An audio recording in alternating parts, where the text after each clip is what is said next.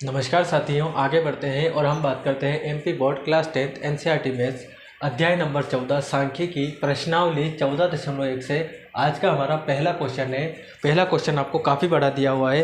विद्यार्थियों के एक समूह द्वारा अपने पर्यावरण संचेतना अभियान के अंतर्गत एक सर्वेक्षण किया गया, जिसमें उन्होंने एक मोहल्ले के 20 घरों में लगे हुए पौधों से संबंधित निम्नलिखित आंकड़े एकत्रित किए। आगे आपको बताया है प्रति घर माध्य पौधों की संख्या ज्ञात कीजिए। आगे हमको ये भी पूछ रहा है माध्य ज्ञात करने के लिए आपने किस विधि का प्रयोग किया है और क्यों। ठीक, तो यहाँ पे मैंने जो है लास्ट का लिखा है प्रति घर माध्य पौधों की संख्या ज्ञात कीजिए। तो यहाँ पे इम्पोर्टेंट क्या है आपका, तो यहाँ पे इम्पोर्टेंट है माध्य, क्योंकि आपसे परीक्षा में डायरेक्ट पूछा जाएगा कि निम्नलिखित आंकड़ों का माध्य ज्ञात कीजिए। अब आपको यहाँ पे माध्य ज्ञात करना है। ठीक, माध्य ज्ञात करना है तो माध्य का सूत्र आपको पता होना चाहिए। अगर हम प्रत्यक्ष विधि का यूज़ करते हैं, कौन सी विधि का, प्रत्यक्ष विधि का माध्य ज्ञात करने के लिए, तो प्रत्यक्ष विधि क्या होती है, तो माध्य सबसे पहले सूत्र लगाना पड़ेगा। माध्य एक्स बार बराबर क्या हो जाएगा आपके सिग्मा एफ एक्स बटे सिग्मा एफ। क्या हो जाएगा, सिग्मा एफ एक्स बटे सिग्मा एफ। आप चाहो तो एफ आई एक्स आई और फिर एफ आई कर सकते हो, बाकी नहीं भी करोगे तो कोई प्रॉब्लम नहीं है। ठीक है गाइस, तो जैसे आपको यहाँ पे सूत्र लगा देना है। ठीक है, अब सूत्र लगाने के बाद आपको यहाँ पे क्या करना है, देखो सबसे पहले हम देखते हैं हमको एफ का मान निकालना है। मतलब नीचे एफ आ रहा है, एफ का मान निकालना है। एफ का मान आ जाएगा तो हमको एफ का एक्स से गुणा करके एफ एक्स निकालना है। तो हम सबसे पहले एफ निकाल लेते हैं, एफ के बाद एक्स निकालेंगे, फिर एफ और एक्स का गुणा कर देंगे तो एफ एक्स मिल जाएगा। तो एफ तो आपको जो सेकंड कॉलम जो भी दिया जाता है, ध्यान रखिएगा इस बात का, माध्य हो, माध्यक हो, बहुलक हो, कोई सा भी सवाल आपको ज्ञात करना हो, हमेशा आपको वर्ग अंतराल के बाद वाला जो भी कॉलम दिया जाएगा वो आपके एफ का कॉलम होगा। ठीक है, किसका कॉलम होगा, एफ का कॉलम होगा। तो यहाँ पे इन सभी को जोड़ लेते हैं। तो जैसा कि हमको प्रश्न में दिया हुआ है, कितना बताया है, 20 बताया हुआ है। क्या बोला हुआ है यहाँ पे हमको कि 20 घरों में लगे हुए पौधों का सर्वेक्षण किया गया है। तो टोटल जो है एफ कितना हो जाएगा, 20। एफ मतलब आवृत्ति क्या हो जाएगा, तो आपकी आवृत्ति कितनी है, 20 दे दी हुई है आपको। ठीक है, अगली कंडीशन में हमको क्या निकालना है, अब एफ तो हमने निकाल लिया, हमको एक्स निकालना है। तो एक्स को चूंकि हम बोलते हैं मध्यमान, क्या बोलते हैं, मध्यमान, और मध्यमान को हम x से रिप्रेजेंट करते हैं यहाँ पे। अब आपको यहाँ पे मध्यमान निकालना है, मतलब कि x निकालना है, तो वह निकालेंगे कैसे, तो उसके लिए आपको क्या करना पड़ेगा, जाना पड़ेगा वर्ग अंतराल के पास। किसके पास जाना पड़ेगा, वर्ग अंतराल के पास।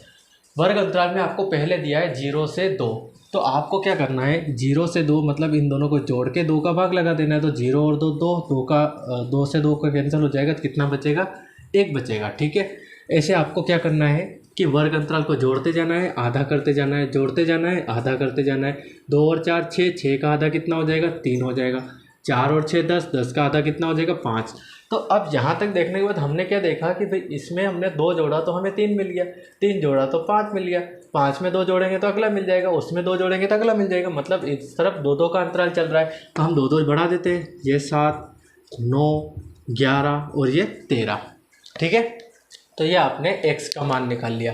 अब x का मान तो हो चुका है, लेकिन हमको निकालना है सिग्मा एफ एक्स, मतलब कि f का x में गुणा करके आपको क्या निकालना है, एफ एक्स निकालना है। तो आप f वाले कॉलम का x वाले कॉलम में गुणा कर दीजिए इस टाइप से। ये जो है निशान आपको नहीं लगाना है, ये मैं आपको समझाने के लिए लगा रहा हूँ, आप मत लगाइएगा। ठीक है, तो इनका आपस में गुणा कर देंगे। 1 का 1 से करेंगे तो 1 हो जाएगा, 2 का 3 से करेंगे 2 3 6 हो जाएगा, 1 का 5 से करेंगे 5 एकम 5 हो जाएगा, 5 का 7 से करेंगे 5 और 7 35 हो जाएगा, 6 का 9 से करेंगे 6 9 54 हो जाएगा, 2 का 11 से करेंगे 11 2 22 हो जाएगा, 3 का 13 से करेंगे 13 3 39 हो जाएगा। ठीक है गाइस, तो ये हमने एफ एक्स को लिख लिया है। अब हम एफ एक्स को जोड़ेंगे तो सिग्मा लगा देंगे यहाँ पे, है ना।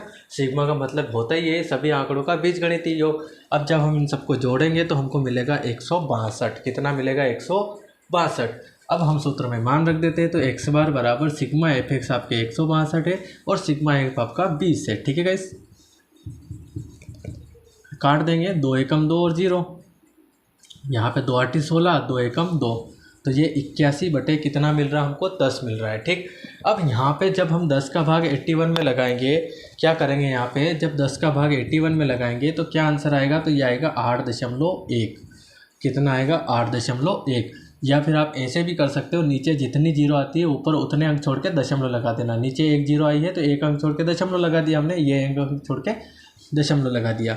तो हम लिख देंगे अतः माध्य एक्स बार बराबर 8.1 और यही आपका फाइनल आंसर हो जाएगा। ठीक है गाइस, तो उम्मीद है आपको पूरा सवाल समझ में आया है, और अगर फिर भी कोई डाउट रह जाता है तो आप मुझे कमेंट कर सकते हैं। ठीक है, आपको इतना सब लिखने की ज़रूरत नहीं है, हमने जो है प्रत्यक्ष विधि का उपयोग क्यों किया है वगैरह वगैरह, क्योंकि क्वेश्चन आपको एग्जाम में सीधा सीधा पूछा जाता है कि माध्य ज्ञात कीजिए। सिंपल सी लैंग्वेज में बोला जाएगा माध्य ज्ञात कीजिए, बस आपको माध्य ज्ञात करके आ जाना है।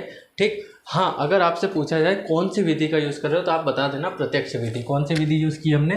प्रत्यक्ष विधि यूज़ की है, तो प्रत्यक्ष विधि का नाम बता देना। आप इसे कल्पित माध्य विधि से भी कर सकते हैं और पग विचलन विधि से भी कर सकते हैं, लेकिन चूंकि ये विधि ज़्यादा इजी होती है, सरल पड़ती है, जल्दी हो जाती है, इसलिए हम इस विधि का यूज़ करते हैं। ठीक है गाइस, नोट करिए।